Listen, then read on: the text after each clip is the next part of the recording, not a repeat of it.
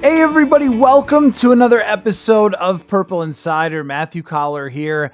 Figured I'd record one more episode before I head off to Indianapolis for the NFL Combine. Purple Insider will have a little spot there on Radio Row at the Combine, so we'll have tons of guests coming and going. Chris Trapasso from CBS Sports will be on multiple times. Dane Mizutani from the Pioneer Press, and whoever else I can get to come on the show while I am there. In Indianapolis, of course, we'll have time with the head coach, the general manager of the Vikings as well, and all the things that happen in Indianapolis, the rumors that come out, the different insiders that dig up different things while hanging out there for a few days in Indy. Always an exciting time. We usually come away with a lot more information than we go in with. So I want to talk about what I'm looking for this week when I am in Indianapolis from the Vikings brass and much more, and also answer some questions that I have from Vikings fans as well. So why don't I just give you a quick reminder, and then we'll jump right in, that purpleinsider.football, the Purple Insider newsletter, is a great place to get my coverage outside of the podcast, from the press conferences with Kwesi Adofo-Mensah and Kevin O'Connell, our conversations on the side with beat reporters with them that happen every year. That's the best place to consume it. Not necessarily social media where they take one quote and try to spin it around to mean something. Actual coverage from myself and the other beat reporters. Make sure you check that out. Again, purpleinsider.football is the written side of my work. So I want to jump in. I made a little quick list of what I'm looking for at the Combine for the Vikings and I guess the rest of the league, but mostly the Vikings. Top storylines, number one, is very tough for me to come up with. Put a lot of effort and thought into it. I thought, gosh, what would it be that would be the top storyline around the Vikings? And then, oh yeah, the quarterback situation. Any hints that we can get. And I fully expect a choreographed dance routine from Kwesi Adofo-Mensah and Kevin O'Connell to walk around the issue of Sam Darnold and to present us with enough to feel like we got answers, but not enough to feel like we know exactly what direction they are going to go. Very similarly to how it went last year, which was felt like we understood the conundrum with Kirk Cousins and his success and the draft class and how strong it was at the quarterback position. But I don't think anybody walked out of Indy saying, for sure, I know what they're doing. They showed all their cards on the table. This team really doesn't do that. But hints, we're going to be looking for hints. And then also what other people around the league think the Vikings are going to be doing will be of interest as well. They're free agents. Their current group of free agents is pretty robust, as we have discussed on the show. So the fact that they move back those void dates for Byron Murphy and for Aaron Jones, what does it mean? Do they feel like those guys have a good chance to come back? What's their approach? What are they trying to get out of the meetings with the agents for their current free agents? And can we get a sense coming out of the Combine of percentages that certain players come back and maybe others end up hitting the free agent market? Also, I have the free agency approach in general. I am very curious to find out if the Vikings brass looks at this offseason as it is go time, it is time to spend big in that free agency, or if it's a little more of a modest approach to this year because the free agency crop might not be as strong as it was last year, and they do have a multi-year vision. At the same time, they just won 14 games. The bar is very high. Where do they want to spend the dollars? Do they want to spread it out? Do they want to go big fish chasing? We'll see if we can get any type of information on how they view that. I also wrote down the timeline, and that plays into it as well. The timeline for, do you look at this now as every year from here on out, after winning 14 games, getting through the competitive rebuild, is it's time to compete for a Super Bowl and it's all in. Of course, every team is going to say, yes, it's time to compete for a Super Bowl. But I think the Vikings, more than any other team that you hear out there talking, have been open about what their timeline is. And it's really helpful to understand. And at the Combine, even a couple years ago, when Kwesi Adofo-Mensah talked to us about looking at 2-year, 3-year type of windows when you're roster building and trying to project out players, all that stuff is really fascinating to talk to Kwesi Adofo-Mensah and Kevin O'Connell about. because I think that they came in with a pretty clear vision of what a competitive rebuild was. And now that they've achieved it and they're sitting on the precipice of the next step, well, what does that look like? So that's also on my list. And their draft options without having a lot of capital. This draft, it looks pretty robust. It looks pretty strong. And yet the Vikings don't have a lot of picks. So how do they get more? Will they attempt to get more? Do they feel like trading down after doing it in 2022 and not having it work out? Is that something that now scares them to trade down? Or is it something that in a draft like this, they want to do? So we're all trying to put together the pieces of the different commentary and figure out what exactly is their approach going to be for this free agency period and draft, or at least their viewpoints on it. How do they view the opportunity that's ahead of them with the assets that they have, right? That's all we can kind of ask for at the combine if they're not just going to, give us the whole plan. How much of the plan can we figure out? I think we've actually been good at figuring out the plan in recent years. We thought that they wanted the rookie quarterback. We thought they wanted to go after that draft class. We thought they wanted to be big spenders in free agency, and all those things came to fruition. The one thing that was a surprise was the Dallas Turner pick and the fact that they got a second first rounder last year. I was going back and looking at my coverage from last year. None of us saw that coming. So we didn't talk about any other first round players with anybody last year at the combine. So there always can be surprises after the combine happens because everybody goes and they all hash out different ideas with each other. And then we see it in action in the weeks after that. But even just something as simple as how they view the franchise tag as a potential option when Kevin O'Connell has said that Sam Darnold has earned the right to be a free agent. What does that mean? I mean, that's a common question I get from you guys all the time. Well, what does that mean? He says he's earned the right to be a free agent, but they got the franchise tag. Well, that sounds like a good question for Indianapolis. And the brass is going to talk on Tuesday, by the way, Tuesday afternoon, which means that my reaction and Dane Mizutani will very likely be along with me from Indy to the Vikings brass talking will be later on in the evening on Tuesday is when that comes out. So the last thing, of course, from the combine is the rumors. And I mean everything. Who's rising and falling, who might be moved. Matthew Stafford is now looking like more and more he's going to be moved. Does that mean Vegas could be in on Matthew Stafford? There was a report today that Vegas is very interested in potentially getting Matthew Stafford. Does that impact the Vikings' chances of trading Sam Darnold to the Vegas Raiders if they're looking at getting Stafford? And now that the team has given him permission to go out and investigate the types of trades that he might be able to get, that could open the door for Sam Darnold to Los Angeles, right? I mean, there's so many moving parts to this thing. I will be really interested to see what we hear, what the insiders hear as the NFL converges on one city. Essentially, everybody in the media and everybody in charge in the leadership in the NFL all in one place at one time. We're going to get some rumors, and I cannot wait for that. And then I should also include that the intrigue around prospects. What prospects are drawing the most intrigue? Because I have looked at them. I have started to watch them a little. I've started to look at their data, and we're getting going on that draft process, which, they don't draft till the end of April. So we've got some time here, but I'm going to have a chance to really sit down with some draft analysts, and I want to learn who I need to know the most and why I need to know them and how it might change as those players start to actually do these drills, because the early part of the week is when the brass talks for all the teams.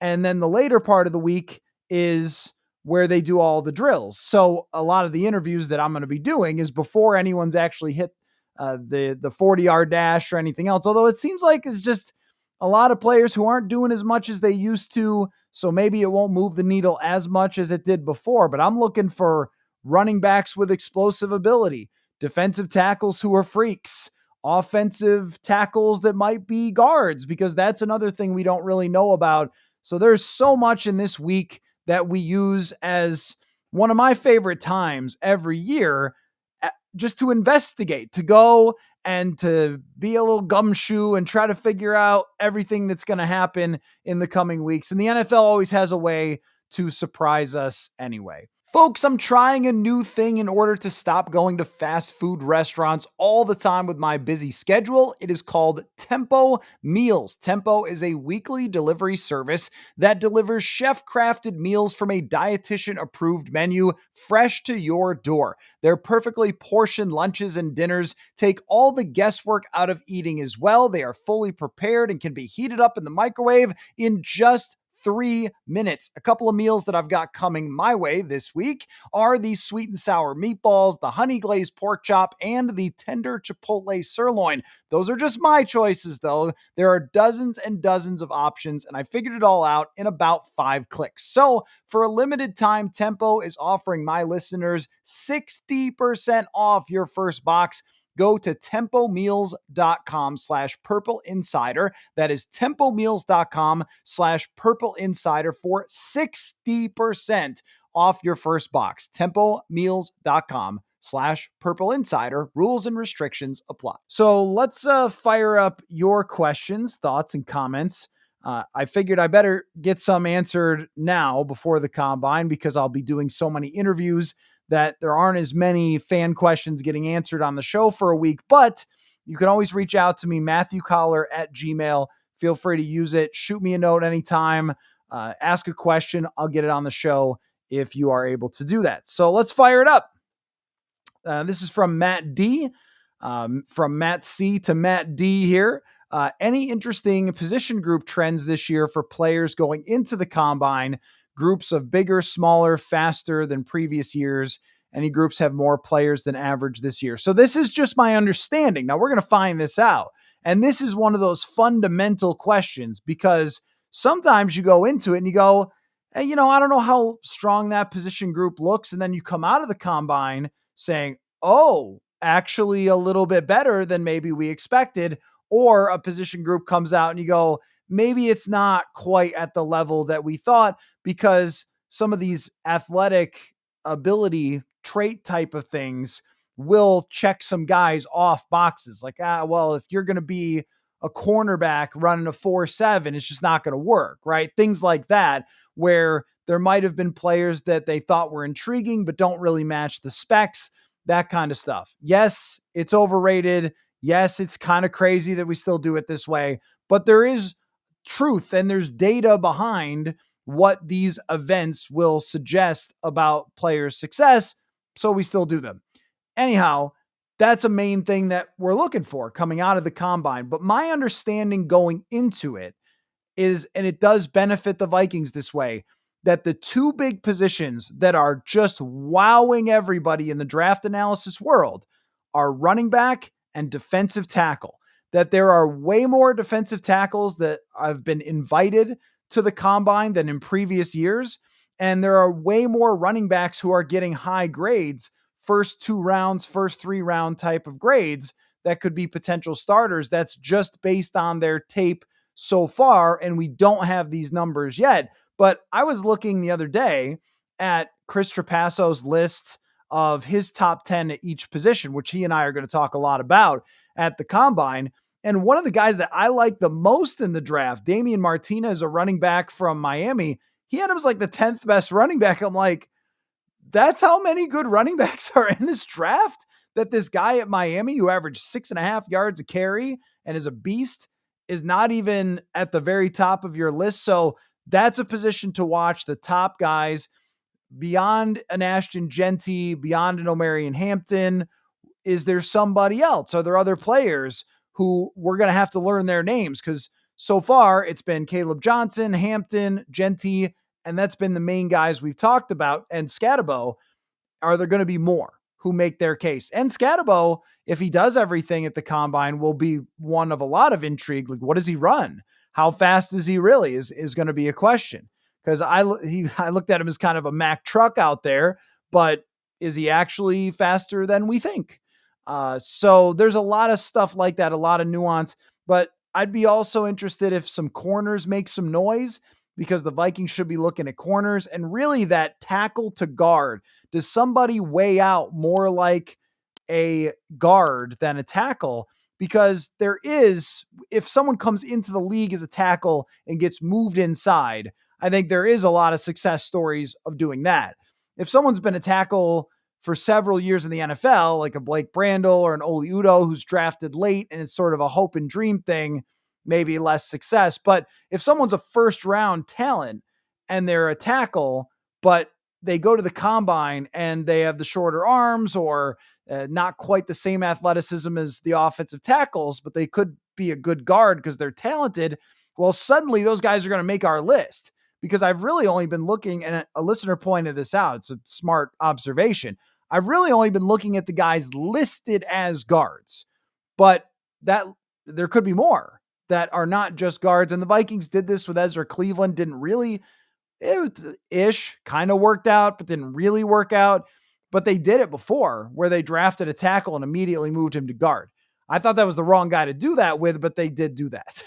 So yeah, I mean, what you're asking about there, Matt, is a main subject of the entire week of the NFL Combine.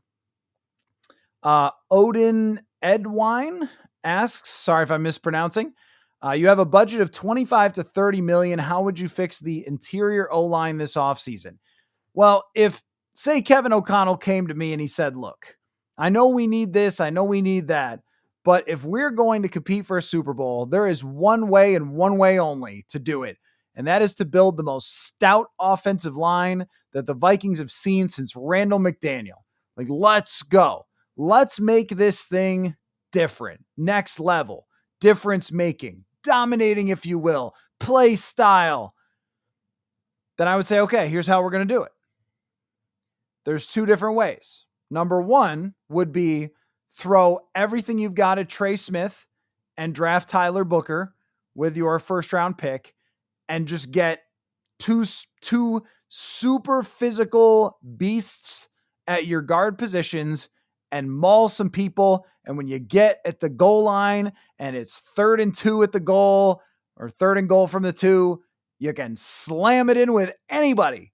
Matt Asiata can come back and slam it in for a touchdown because we've got those beasts. So there's one way to do it. You got 25 to 30 mil, Trey Smith, and a draft pick. Another way to do it would be to look at some guys that are proven veterans that are on the older side, but you know what they're going to bring to you. Will Hernandez is one of them. He's coming off an injury, but I've always liked Will Hernandez. Going back to when he was drafted, I know he was a big name, but he's had a good career, and he is a physical player, and I think brings a lot to the run game. And then someone like Brandon Sheriff or Kevin Zeitler, names that you guys have become familiar with over the years because we've talked about every year. Can you go out and get that guy? Can you go out and get that guy? But the older veteran who is a one-year stopgap, but also could significantly upgrade the offensive line, and then somebody who you are spending a little bit more on, and then adding a center to that mix as well. Now, when I had Brandon Thorne on the show the other day, he said he didn't feel like there was a difference-making center way above Garrett Bradbury in the free agent market, but there might be one in terms of how they play and what their strengths are. If you're looking at it as just overall, I still will maintain that Garrett Bradbury is a positive player for the Minnesota Vikings when you consider all the things that he has on his shoulders as the center, his run blocking, his mobility and screens and things like that they probably don't do enough with him, but they can. And then the lack of help, which doesn't get factored, because if someone gets pushed back into the quarterback, everybody sees it and we go, oh, that guy, he got beat by whoever. But the lack of help over the last few years, actually his whole career, on his right and left side. However, I will say that when you have a guy that is undersized and you want to have a passing first offense, you should really look for somebody who's going to be more of a pass protector first, maybe a Ryan Kelly. And I think if you took a Ryan Kelly, a Kevin Zeitler, or Brandon Sheriff, and some other player like Will Hernandez, who is an above average free agent, and put those three together for $20 million or $25 million, and then you add them to the experience and talent of the tackles, you've got a pretty darn good offensive line there. And then you still have a Walter Rouse who's developing, a Blake Brandel who can play any position on the offensive line. You'd feel pretty darn good about it.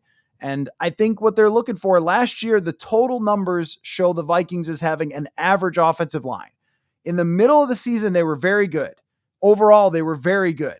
Part of that was who they were playing, though. And then they lose Darisaw. It disintegrates toward the end. What you're looking for is a line that moves the needle. It doesn't just survive. So that's either, in my mind, that's not getting guys who have been average to okay, that are in their prime, but their team's letting them go for a reason. You either want to go out and get the biggest of big fish or guys who are experienced that have a baseline of caliber of play at a high level that are veterans that you know are going to be there for you.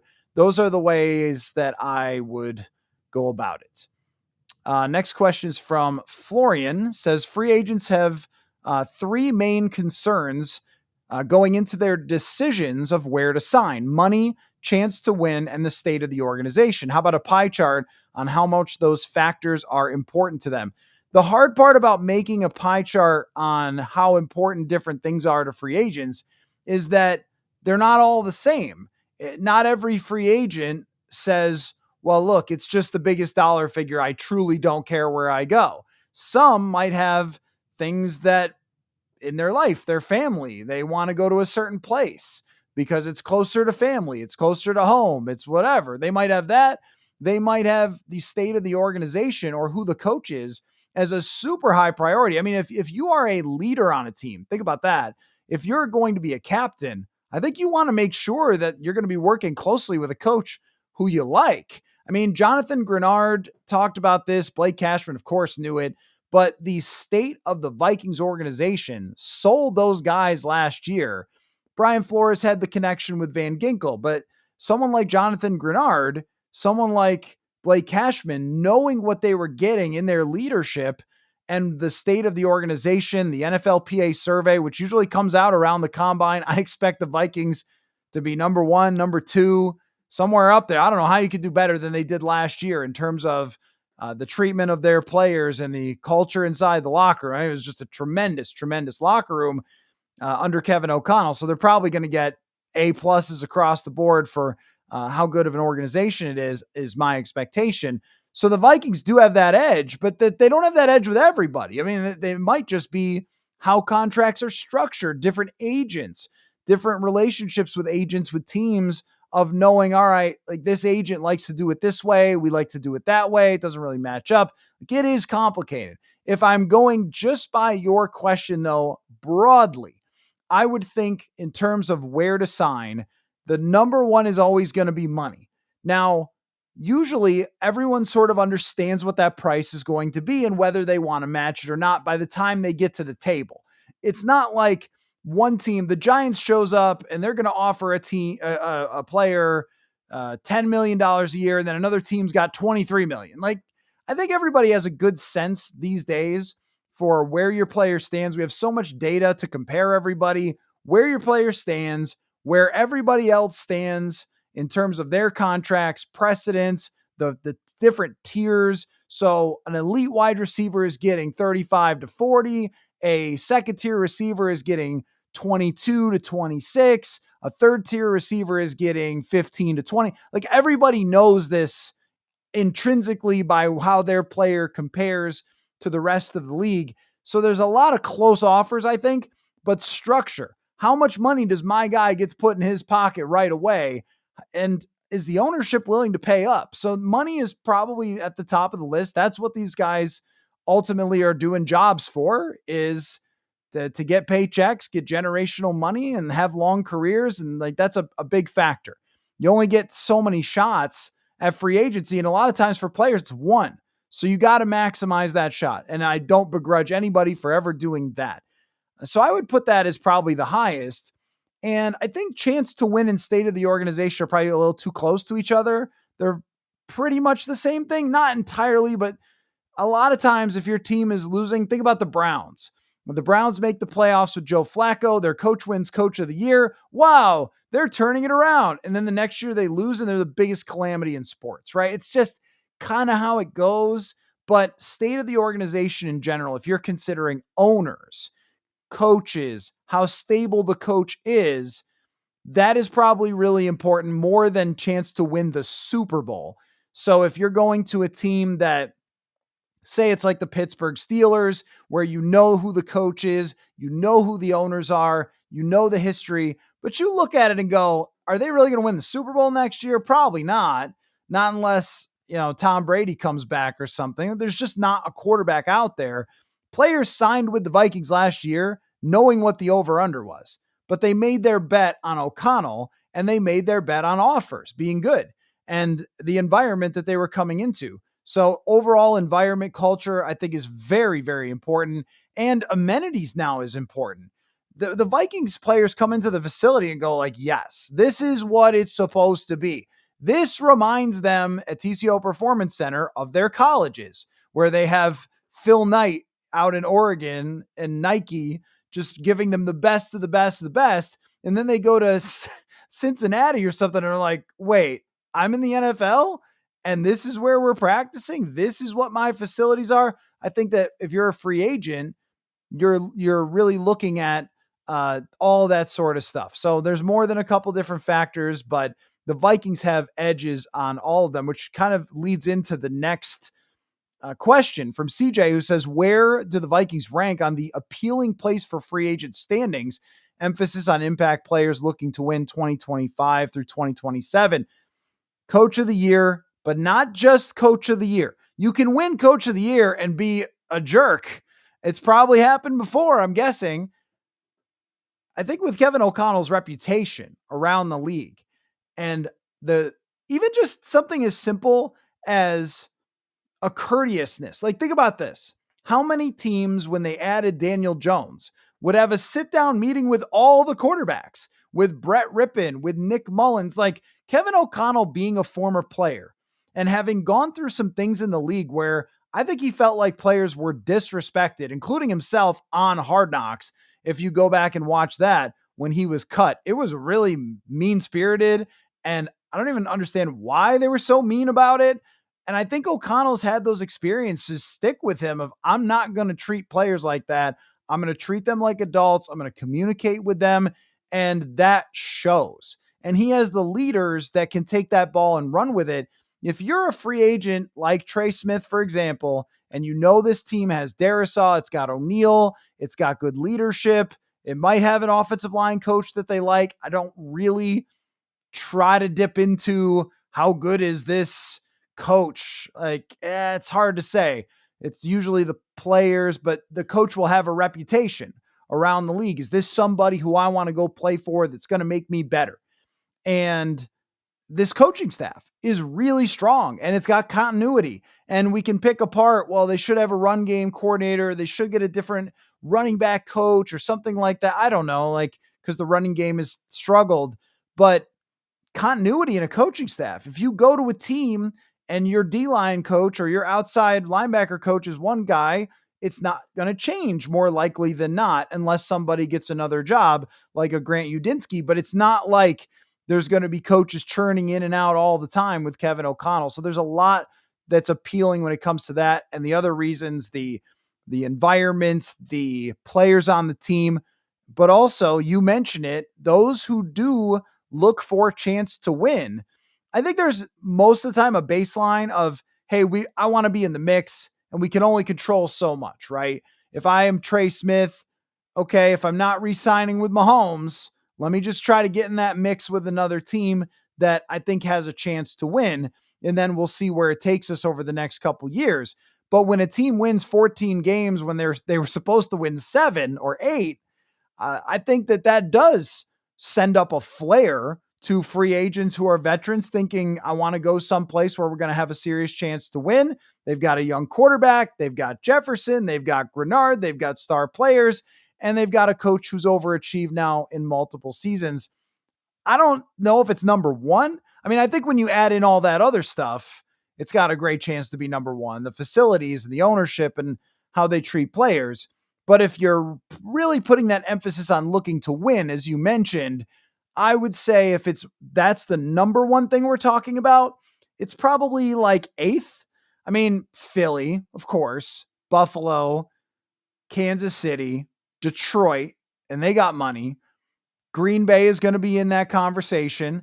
I don't know about anybody in the West right now, in the NFC West, but even a team like Houston, they had a tough season last year with injuries, maybe some coaching issues, but they might be on an even playing field with the Vikings. They're in that second tier mix. The first tier is the Ravens, who I don't think I mentioned, but the Ravens, Kansas City, Buffalo, Philadelphia, and Detroit and Washington. That's another team. So right after that, there's like that 5 or 6 teams, and then the Vikings are right there at the bottom of that list of teams that should have a really good chance to win over the next few years. Next question comes from Gary. Gary says, with Sam Darnold probably leaving for richer pastures, we'll see, Gary. What are the pros and cons of the Vikings signing Daniel Jones to a 1-year contract? I'm thinking he would get 10 to 13 million for 1 year. Well, you touched on the con. The con is that he would be expensive.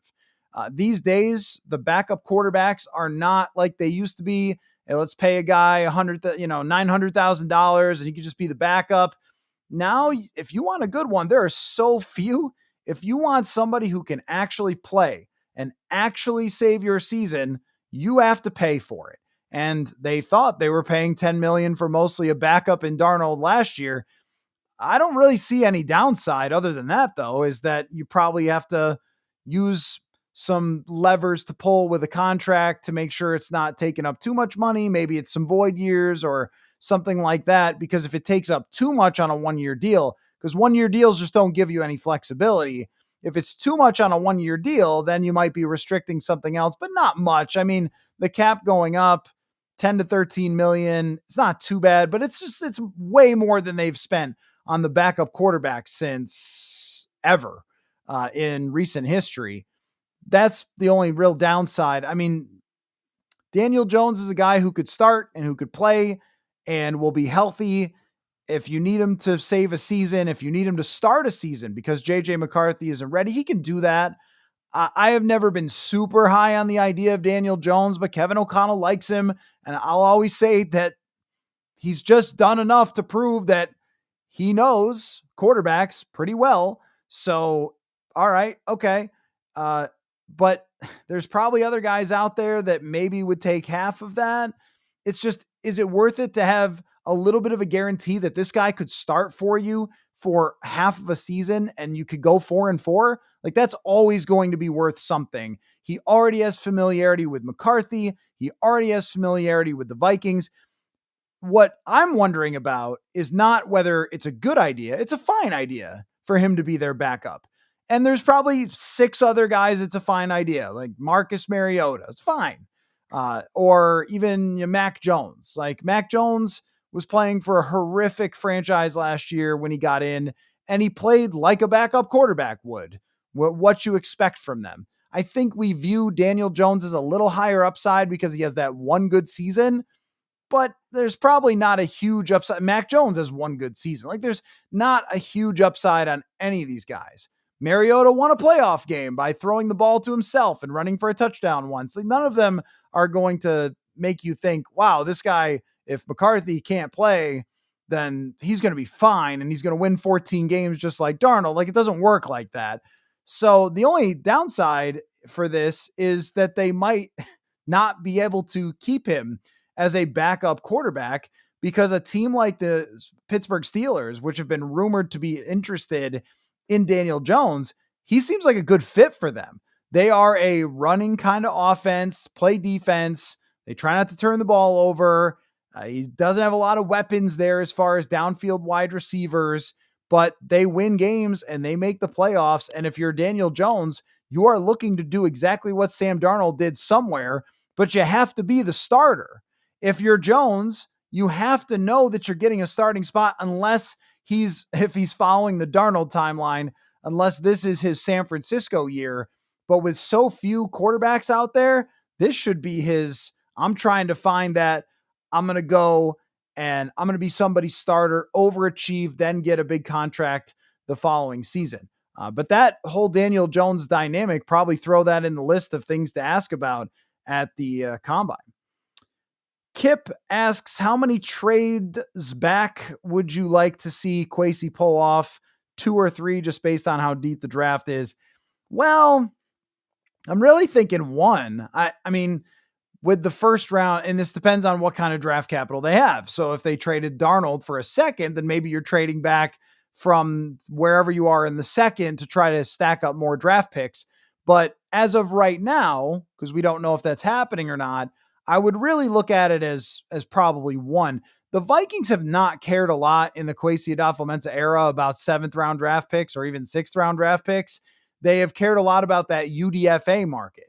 And there is a sense that this year there is more depth than there's been in recent years. And that UDFA market is going to be pretty huge. The Vikings are big players there and have done a great job bringing guys in from that UDFA market rather than drafting them in the 7th. In previous years, I would barely even look at the UDFAs that they got.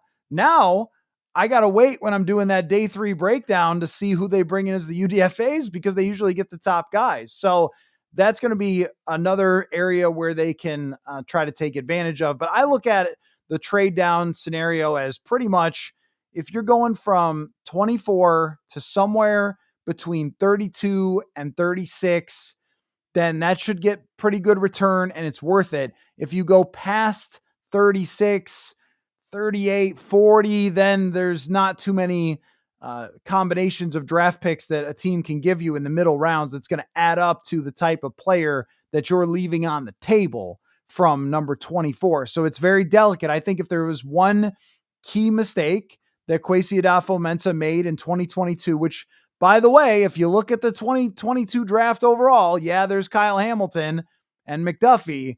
There's also a lot of guys who didn't work out for other teams that they could have drafted as well. But I think he went down too far, traded back too far. Although if they had traded back to number 20 and they drafted Lewis Cine anyway because he was considered a top 25 type of prospect, we would end up with the same result. But I think when you trade back, you always have to consider, when does it fall off a ledge? When is it the same caliber type of prospect? And when is there a clear drop down? For this, we're going to know that a little better after we get more information. But I think we're also going to have just common sense here and say that if you get to number 40 from 24, it's too far. You've left way too many potential starters on the table. I wouldn't really want to go too far out of that first round. Early second has a lot of stars historically. Past the mid-second, not so much. Am I Vikes fan says, where did Risner end up in the league as far as pass blocking and run blocking grade? Would it be wise to sign him to a 2 to 3 year deal as a backup and possibly compete for a starting slot? So Risner was, funny enough, in the top 10 in terms of pass blocking grade. I think he's a really good pass blocker. He always grades well. He does not steamroll people, but he is a guy that played tackle in college, and you can see that he has this ability to anchor. He's a big, strong, barrel-chested guy that doesn't get run over. He gets pushed back, but he doesn't get run over. The run blocking grade was well below average, as it's always going to be. Now, it actually was similar to Ed Ingram because he had so many bad run blocking reps that they evened out his powerful, good run blocking reps, of which there were some last year as well. But if you're looking to be a difference-making run team, this is just not really a guy that you could play over a long period of time. That's why he's always available. Now, you're mentioning as a backup. He's been a starter a lot for this team. Is he willing to come back? Is anybody willing to pay him? Is a question. They have had him in-house for 2 years here, and he's done fine, if not well, considering what they've had in the past for people who couldn't pass block at all. And the pass blocking is going to be more important as being a swing. And he also played the other side. So swing right or left guard. I have no problem with bringing Dalton Risner back. I think as a backup type of option that he is as good as it gets in the NFL. And so I'm glad you said backup option, because as a starting option, I need someone who's going to impose their will more and be able to be down at the goal line or be third and short and drive their man backward rather than just not really being able to do that in the run game. Another question here from MI Vikes fan. It also could be an L. I don't know if it's an I or an L. Looks the same on the keyboard, my friend.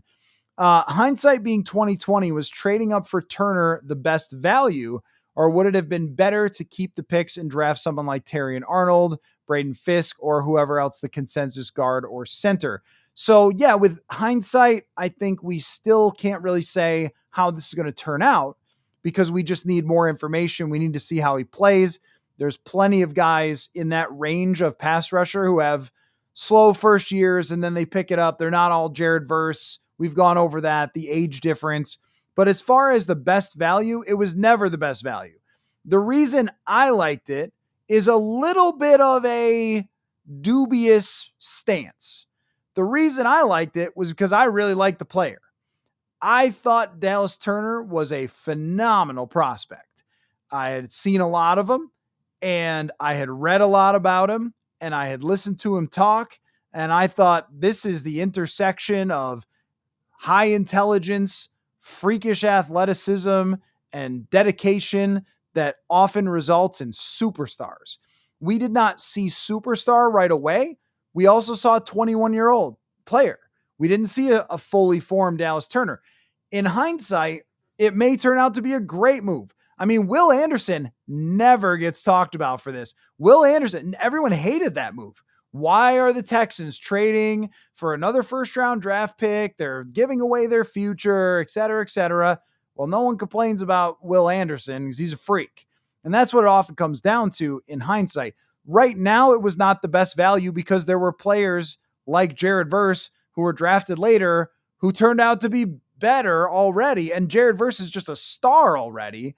And he'll probably stay a star for a long time. So if you could use hindsight on any draft pick, you can always go, well, they should have taken Michael Thomas and not Laquan Treadwell. Duh. What were you thinking? It wouldn't be so darn compelling if the draft worked that way and we always had hindsight, but it was never good value. Like, no one ever thought it was good value. There is a little bit of a nuance when people say, well, they gave up this much for him. They did not acquire that pick. At least my understanding is, or I don't think they did. They did not acquire that pick for Dallas Turner. They acquired that pick from the Texans so they could use it to move up if they had to try to get the top quarterbacks in this draft. They were not able to do that, or last year's draft, and they ended up only having to move up one spot to get J.J. McCarthy, which we'll see how that all ends up playing out. I always got the sense that they acquired the second first-round pick with the purpose of trying to use it to trade up to the top of the draft. And there were reports all the way to draft night that they were taking final swings calling the New England Patriots to see if they could get Drake May. They were not able to get Drake May, so they used it another trade up, but they used that pick essentially like, well, we've got it, so we should just use it. But of course, if you add up all the things that were given up to get to that spot, then it does not look like a good use. The bar would be megastar, or it's not the proper use of value.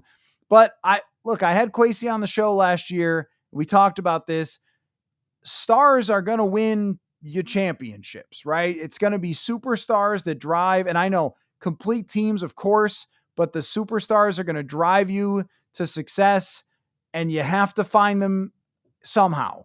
And it's either pay them a ton or draft them or get stupid lucky like Adam Thielen or something. Well, they took their swing at trying to get a superstar, and he still very much has that potential. We saw those flashes. It's not like he didn't play, and it's not like he didn't flash. He did play 25, 30 snaps a game, and he did flash. There just has to be a big jump from this year to next year. One more. DT and a bunch of numbers says, you've always said that not being a fan of the team means you can be objective. Is there a team in any sport which you couldn't do that about for whatever reason? Oh, be objective? Is there any team?